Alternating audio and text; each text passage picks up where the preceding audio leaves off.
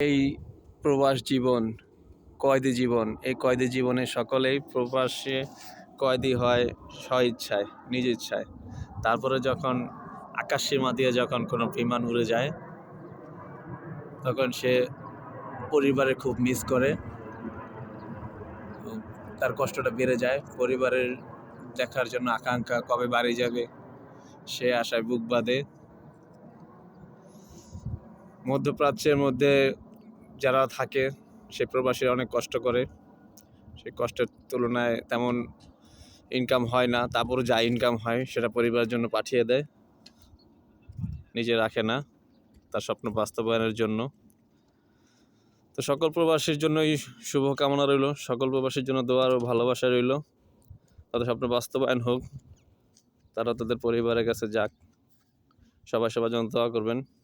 আর প্রবাসীদের ইনকামের উপর সবাই সন্তুষ্ট থাকবেন, পরিবার সন্তান সকলে।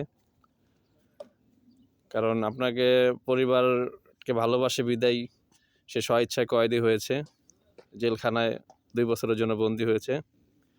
আর এই ভালোবাসার প্রতি সম্মান রেখে স্বামীর প্রতি অপেক্ষায় থাকবেন এবং সন্তানদের মানুষ করবেন, সন্তানদের ভালোবাসবেন।